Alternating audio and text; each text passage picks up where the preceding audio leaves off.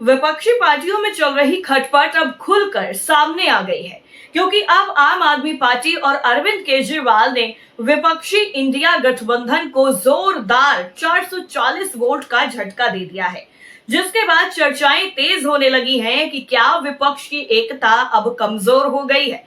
दरअसल लोकसभा चुनाव 2024 में बीजेपी को बहुमत से दूर रखने वाली विपक्षी इंडिया गठबंधन में दरार पड़ती हुई नजर आ रही है। आम आदमी पार्टी ने पहले ही 2024 के लोकसभा चुनाव के बाद इस गठबंधन से दूरी बना ली थी और अब संसद के मॉनसून सत्र से पहले इस गठबंधन से अपने सभी संबंध पूरी तरह खत्म कर लिए हैं। आम आदमी पार्टी के इस सियासी कदम से संसद में विपक्ष की एकजुट आवाज कमजोर पड़ने की आशंका जताई जा रही है। दरअसल संसद का मॉनसून सत्र 21 जुलाई 2025 से शुरू होकर 21 अगस्त तक चलेगा। पहले ये सत्र 12 अगस्त तक के लिए निर्धारित किया गया था, लेकिन मोदी सरकार ने इसे एक सप्ताह के लिए बढ़ा दिया है। सदन में मोदी सरकार को घेरने के लिए इंडिया गठबंधन ने रणनीति तैयार करने के लिए शुक्रवार शाम को ऑनलाइन बैठक भी बुलाई है।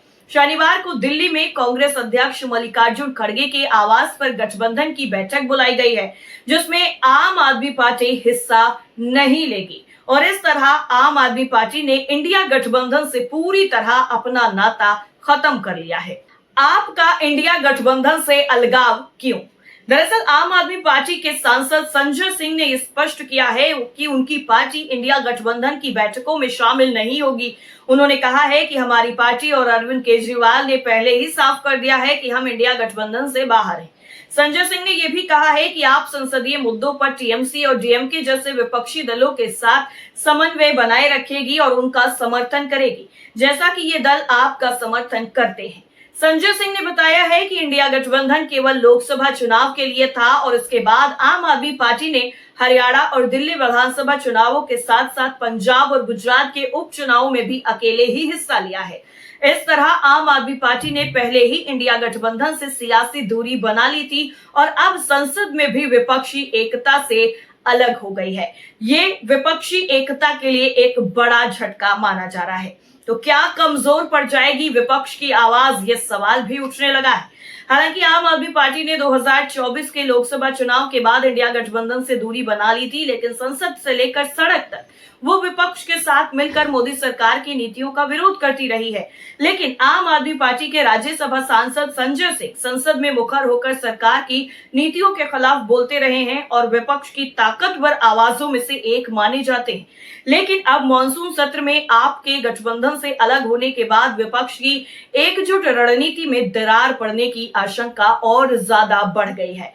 दरअसल आम आदमी पार्टी के पास 8 राज्यसभा सांसद और 3 लोकसभा सांसद हैं, जो संसद में उसकी सियासी अहमियत को दर्शाते हैं और आम आदमी पार्टी के अलग होने से विपक्षी एकता को बड़ा झटका लग सकता है। इंडिया गठबंधन ने मॉनसून सत्र में मोदी सरकार को ठोस मुद्दों पर घेरने की रणनीति बनाई है। कांग्रेस के साथ साथ अन्य दल बिहार में विशेष मतदाता सूची संशोधन, ऑपरेशन सिंदूर और अमेरिकी राष्ट्रपति डोनाल्ड ट्रंप के दावों जैसे मुद्दों को प्रमुखता से उठाने की तैयारी में है। लेकिन आपने इन बैठकों में शामिल होने से साफ तौर पर इनकार कर दिया है।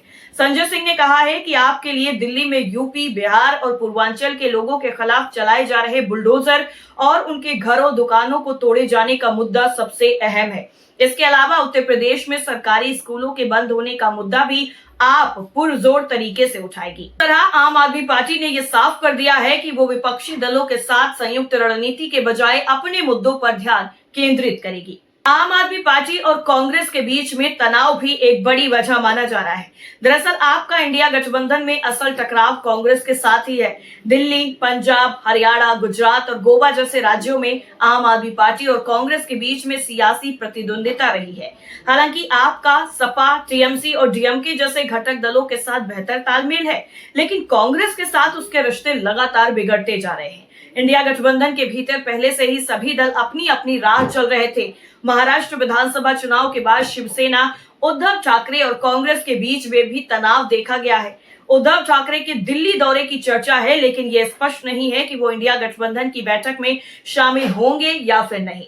इस तरह विपक्षी एकता अब बिखरती हुई नजर आ रही है। वैसे आपका क्या मानना है कि आम आदमी पार्टी के अलग होने के बाद विपक्षी एकता पर कितना बड़ा प्रभाव पड़ेगा? कमेंट करके जरूर बताइए और देखते रहिए कुल्हड़ न्यूज। नमस्कार।